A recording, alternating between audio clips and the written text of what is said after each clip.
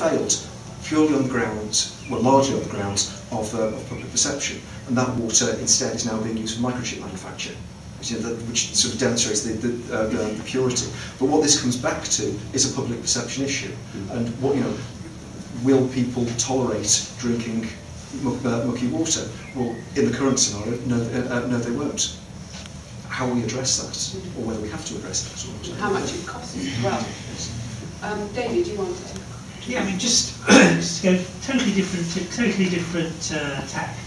The whole of human history, up until 1825, we had the first railways. If you're thinking about transport, it went by water. And you have the rise of maritime nations, and probably more for Professor Curtis is about that relationship between development of human beings and water, and is that natural attraction, or is it born out of necessity, born out of economic growth, going all the way back to ancient states around the Mediterranean? Well, it's a really good point, isn't it? I'm not a historian, so perhaps there are historians in the audience who might want to respond to that. But I think that's the argument, and perhaps why also these discussions about the risks associated with water are so passionate. That water is very fundamental to us, both as an essential bodily element, but also because there are all these connotations with healthy living, and also with some of these crucial social, commercial exchange functions that you mentioned. So it all builds up, doesn't it? And making water very crucial in society from lots of points of view. Picking up on the philosophical aspect, of course, man, when he emerged, or woman emerging from Africa, seemed to have gone through an aquatic phase. And we have in our bodies layers of fat which are there to provide insulation against exposure to water. And as Western Europeans, we had larger lungs than people in other parts of the world where they didn't have the same exposure. And this is probably due to our aquatic phase.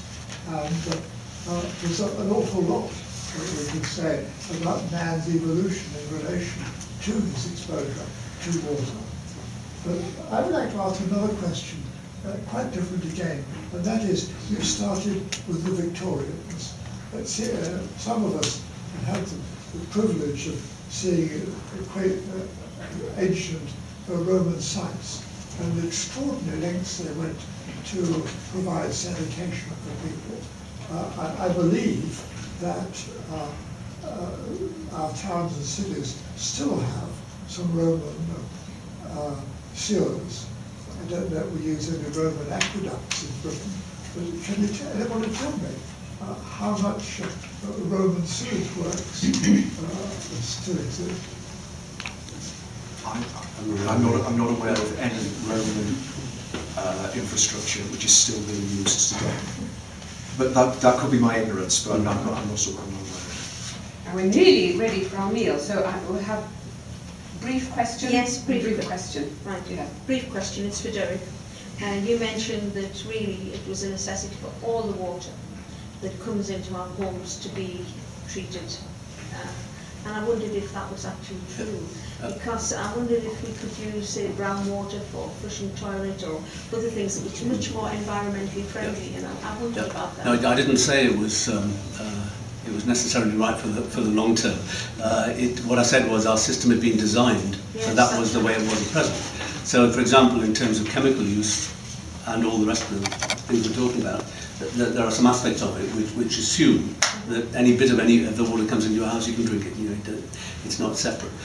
Clearly, it would have been possible to build a completely different structure over centuries, decades, certainly, which delivered two types of water to the house. It would have saved on a lot of chemical cost and treatment cost to do that. It was still energy-wise, it would have been probably just about as high, because you have to move the stuff, and it's heavy. I think whether it's the same in future is going to depend largely on the economics of the sort of system we've got. Presently, people's view is they get good value for money in the water that they get. when you do research. I mean, nobody ever wants to pay much more for it, but by and large, people say compared with my electricity bill, my gas bill, the rates, the research is pretty strong. So and if you talk to politicians, they say water's not in my post bag. Your constituents don't talk about it, it's unlikely, I think, in those circumstances, that people would go into the massive change of culture it would represent to say, we will deliver to your home water which you can't drink. Maybe something for the future, new patterns. Right. But there are health implications associated with that, of course, because if you're providing non-potable water Still has to be treated to some When my wife and I moved out to Ashwinning, we were somewhat horrified to find little tiny wriggly things in the water. Now, I'm not talking microbes, and I'm not talking about fish or anything. They were very minute wriggly things. Now, with 3 children and 2 adults in the household, I thought we'll wait a while, 3 weeks or so, to see if it all clears. It didn't. I rang Northumbrian Water, and some employee of Northumbrian Water said, well, if they can live healthily in there, it must be all right for you. Now, who actually decides that our water is drinkable and good for us to drink, and what criteria do they use? Do they tell us how many little wriggly things there are? Without knowing precisely what the little wriggly things are, it's hard to answer that question. The drinking water inspectorate tell us what water you've got to get. If you've got a specific personal complaint, I will look into it. If you still have a problem. No, 30 years ago. 30 years ago. I'm not sure if I'm responsible for that. But the answer is true. And I think our staff training sounds it's got a lot better than it was. One last very quick one, please. What criteria do they use, which is the other part of my question? The criteria generally that the drinking water inspector uses is one of risk to human health. I mean, basically, that's what they're set up in business to do. If you look at the objectives that they've set themselves and been set by government, then that's exactly what their remit is. To make sure the water. Last one, very quick, and then you can talk more over the meal. Okay, I just want to ask, in your honest opinion, if this is not the correct forum to discuss fluoridation, then where is it? Fluoridation is the responsibility of the health services.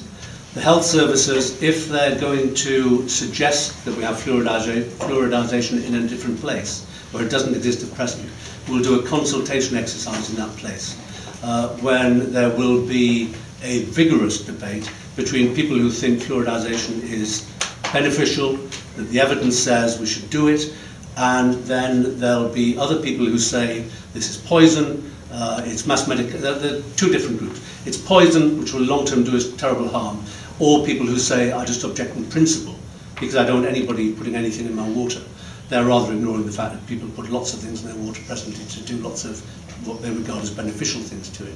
But there will then be that debate. The local health authority, I'm not sure who it will be with the new government, it was the Strategic Health Authority, would then be responsible for making sure a decision was made, which was made by the representatives of the health authority.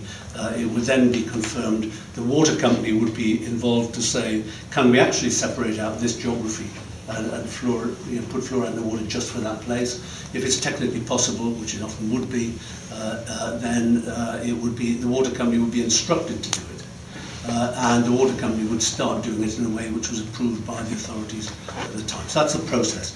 But the opportunity to debate it will be the consultation process that will have to happen if it's going to be done in a particular area. And would that be put out in the local papers and everything so everybody... There's just been, we haven't had within Northumbrian Water's boundaries a discussion recently with health authorities about consultation like that.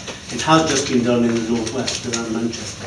I don't know if there's anybody in the room who's been involved or knows how it was done there, but there has just been a process of consultation. Because the previous government was in favour of fluoridization as a general policy, but not prepared to do it on a national basis, to leave it for local discussion and for the local populations to agree that it was right. Now I'm going to draw discussion to a close. Thank you very much to all our speakers for a really fascinating and stimulating evening, and you can tell by the liveliness of the discussion, which probably gone on all night, it won't be short meal, which I know is very impressive. and I'm sure people will enjoy taking further over the years. I'd like to thank also those behind the scenes who have helped to organise this meeting, both